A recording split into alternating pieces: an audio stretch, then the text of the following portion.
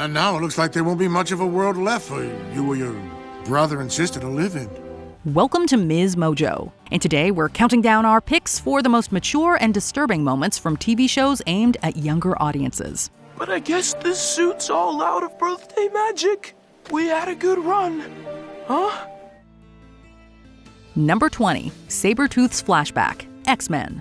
When the 90s X-Men show delved into the villainous Sabertooth's past, it delved into a more troubling story than audiences might have expected. We must probe deeper. Your mind is full of torment, Sabertooth. Your mutant life has been difficult. Your search for acceptance, a failure. As Professor X tries to help the reckless mutant deal with his anger issues through psychic therapy, we get glimpses into his past. Graydon Creed Sr. is laughed at and tormented. When Professor X tries to dig deeper into the root of Sabertooth's problems, walls quite literally block him out. What are you hiding from me, Sabertooth? Why do you keep these thoughts from me? Can they be so painful? While many mutants have experienced prejudice, the episode hints at some intense abuse Creed suffered, which has caused him to develop a deep fear and hatred of humanity. Number 19, Chocolate Boy, Hey Arnold. Sometimes when you love something, you have to know your limits. Unfortunately, this was a serious problem for the Hey Arnold character known only as Chocolate Boy. Look at him, licking all those wrappers. He's like a hungry dog. He'll eat anything. Not anything, idiot. Just any kind of chocolate.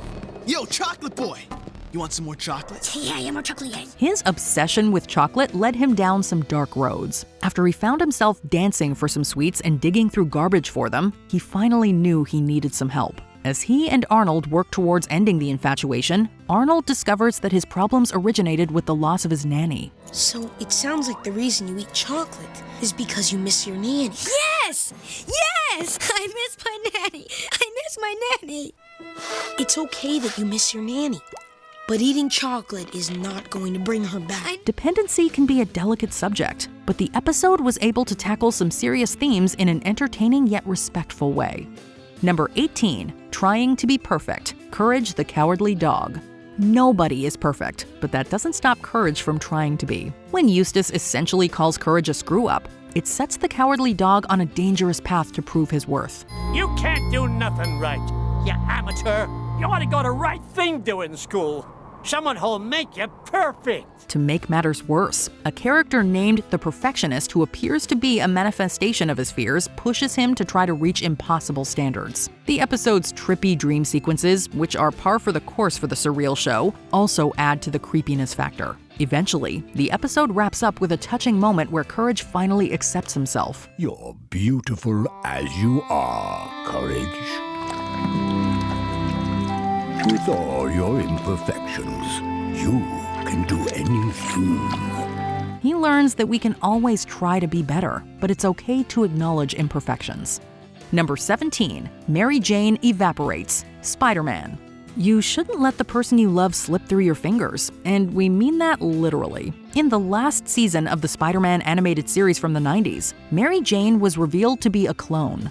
So what you're trying to tell me is I'm not the real Mary Jane? I'm afraid that is so, my dear. She's then reduced into a puddle of water right in front of Peter's eyes. Everything from the plot twist to the intense voice acting to the visual of Mary Jane slipping away makes this a disturbing scene. If any part of me is anything like the real Mary Jane Watson, she loves Peter Parker more than anything in the world. More than anything.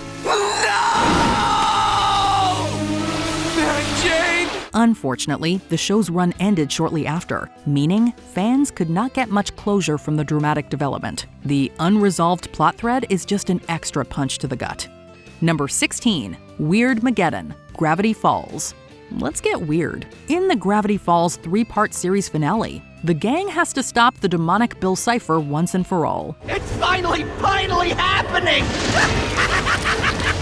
Physical form, don't mind if I do! Oh, what just happened? Oh man, this is bad!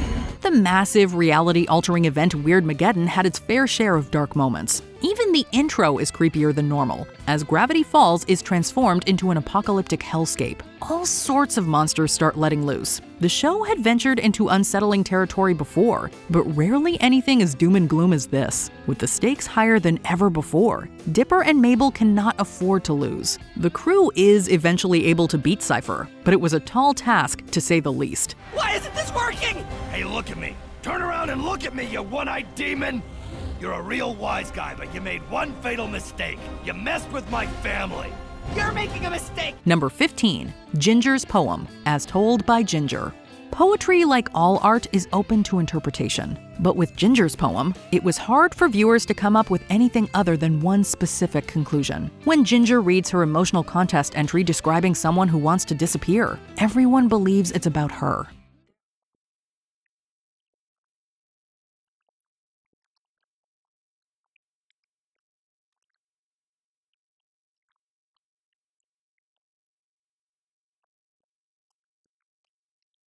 Ginger's teacher suggests she visit the school psychologist, and soon people believe she may be experiencing depression. This episode's sensitive subject is not something you might expect a kids' show to address.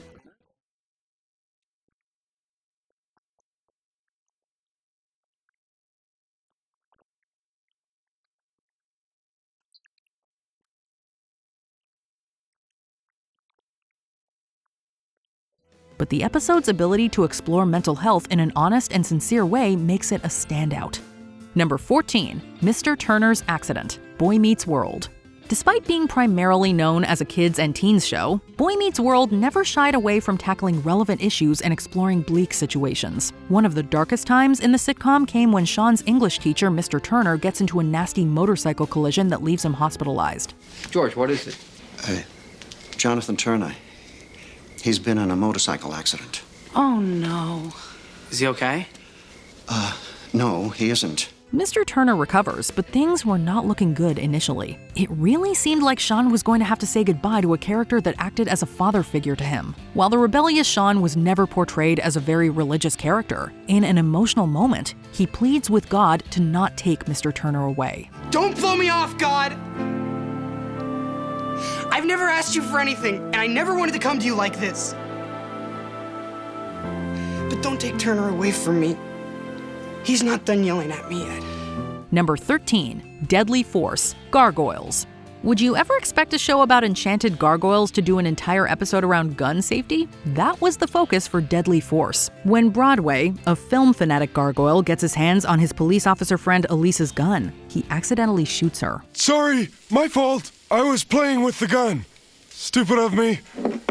Hope I didn't break anything. The episode doesn't hold back on the gruesomeness. While Broadway was mostly to blame, the episode also puts fault on Elisa since she didn't properly store her gun. Because of the sensitivity of the topic, this episode has been considered one of the most controversial. Elisa. You're awake. Oh, thank goodness. How do you feel? Lousy, I guess. What happened? That's what we'd like to know. Disney stopped it from airing and censored certain scenes before allowing it to be re-aired. Number 12, Squidward attempts to end things, SpongeBob SquarePants.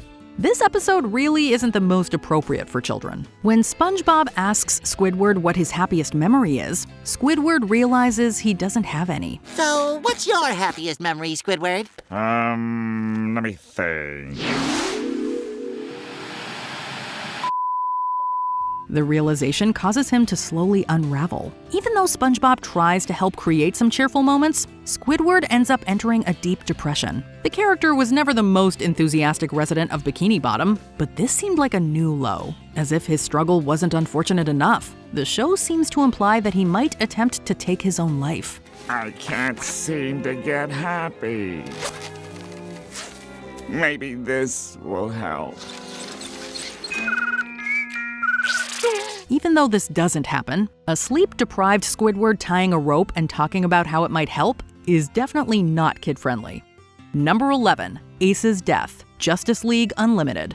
It might seem to be just a show about superheroes fighting villains, but Justice League Unlimited introduced a level of sophisticated storytelling that ranks it among the all-time greats. During the second season episode Epilogue, we got one of the most gut-wrenching moments in the DC animated universe, when the League has to stop a telepathic metahuman named Ace. Amanda Waller briefs them about the danger. When she goes, the psychic backlash could kill everyone in range of her powers. That's a distance measured in miles. Take her down before she takes everyone with her. Ace's deteriorating health threatens to create psychic backlash, which would result in mass casualties. Batman volunteers to take Ace down, but he doesn't resort to violence. Instead, he comforts Ace and sits with her until she passes. Could you stay with me? I'm scared.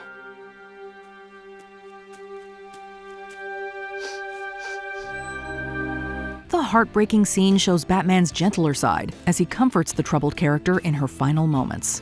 Number 10. Zim steals organs. Invader Zim. When the nurse examines you, she'll notice that you don't have human organs. The alien Zim tries his best to blend in with humans on Earth, but when he's sent to the nurse's office, his rival Dib points out that the alien lacks human organs. Say, you're full of organs, aren't you?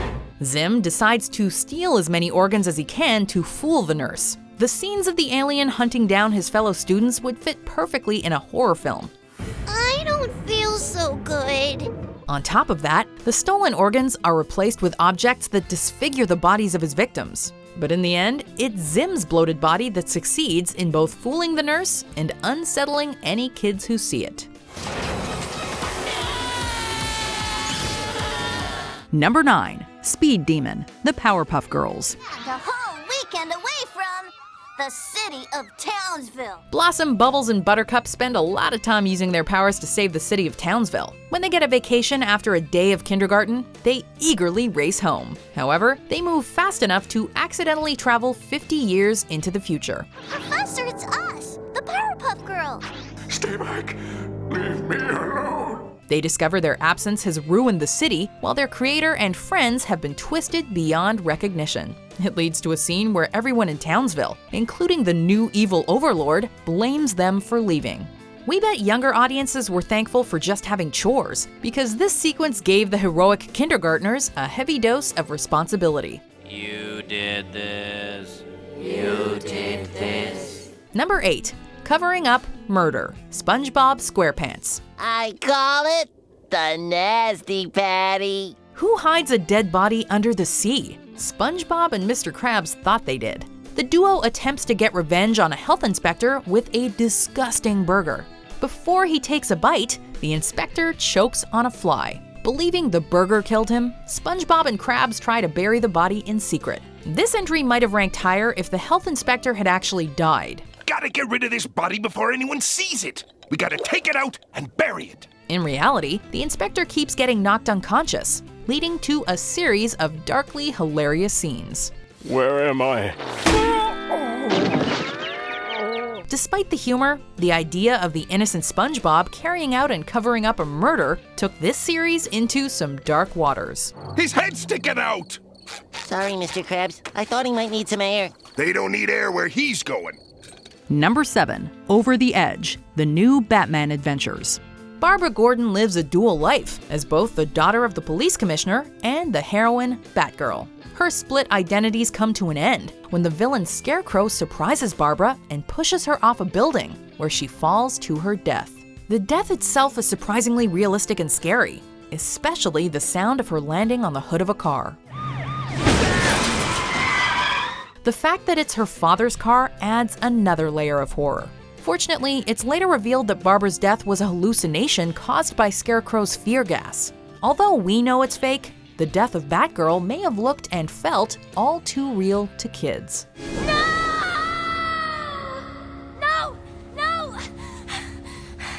Number 6. Robin's Hallucinations of Slade, Teen Titans.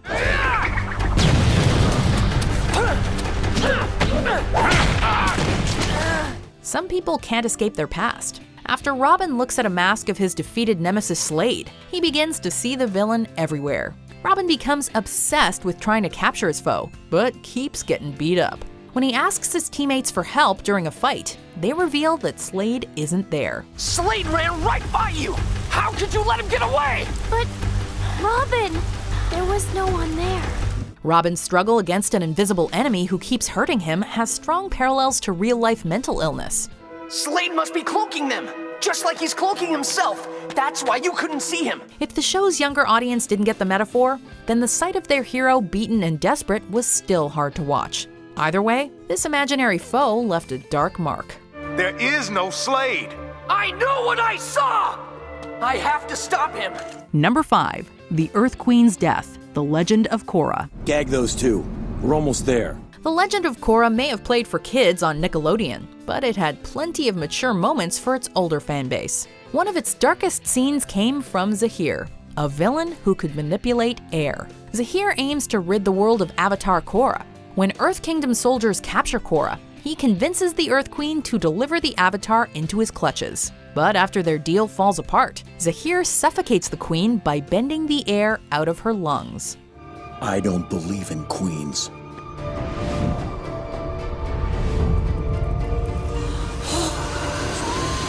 Her red face and literal grasp for air are nightmare-inducing images. It's a horrifying execution that's sure to disturb younger viewers with its absolute brutality. And without it, there is no life. There is only darkness. Number 4. Stepney almost gets scrapped. Thomas and Friends. Stepney arrived on time and made the delivery of rock and stones for the workmen. Getting lost can be scary at any age. For a train, it can be deadly. After tank engine Stepney works into the night, he gets confused by fog and takes a wrong turn that takes him into a scrapyard. While his passengers run for help, 2 diesel engines come along and force him into a smelter shed to destroy him. Bye-bye, Stepney, said the diesel. Is the message here that getting lost can lead to a horrible death? Or that tormentors can do whatever they want to a defenseless person? This engine's not for scrapping, shouted Stepney. Judging by Stepney's terrified voice, the message doesn't matter. He wanted to live, and fans wanted a lighter episode. Saving you from scrap is getting to be a habit, Stepney. Please stop it. Number 3. Steven's near-death experience by aging. Steven Universe. And the birthday queen is Amethyst! All Steven wants to do is celebrate some birthdays with his magical gem family. But when their lack of enthusiasm for parties makes him feel old, his magical powers begin to age him. What if birthdays are just for little kids? What if even I'm too old? By the end of the episode, he's an old man on the edge of death. Seeing Steven withered and helpless is a horrifying sight. The moment becomes even more tragic as he tries to come to peace with his impending doom. I'm too old for this. If any viewers have watched an elderly loved one struggle through health issues, this scene may look all too familiar. Aging is inevitable, but it doesn't always have to look this bleak. Oh, Steven! Number 2. Mind Pollution. Captain Planet. Go on, get the list out. The Planeteers have had to deal with more than just environmental issues. In one episode, the Planeteer Linka goes to visit her cousin Boris, only to find that he's hooked on a street drug called Bliss. Although she refuses his offer to sample Bliss, he sneaks a pill into her food. So I stopped using it. Thank you for setting me straight. But his cruel deception isn't the darkest part. Boris is later offered an entire bottle of Bliss if he's willing to kill Planeteers. And all you have to do is give those planet punks a little push. Once the pills arrive, Boris swallows all the drugs at once, overdoses, and dies. Linka is left without a cousin, and kids are left with a grim message about drug use. Boris, it's me, Linka! Wake up! Before we unveil our top pick, here are some honorable mentions. The Consequences of Drinking. Tiny Toon Adventures. The cartoon took a terror-inducing approach to warning against drinking and driving. Let's drink it. Drink it? But Buster, this isn't like you. I know, but in this episode, we're showing the evils of alcohol. Danny Falls Apart. Danny Phantom. Danny screams as his clone melts into green goo. I think it's too late. Bye, Danny. Thanks for... Oh no. Ed's monstrous transformation. Ed, Ed, and Eddie. A costume change fuels a villainous turn for Ed. Please don't eat me! That is so gross, dude. Azula's breakdown, Avatar: The Last Airbender. Her lust for power cost Azula her sanity.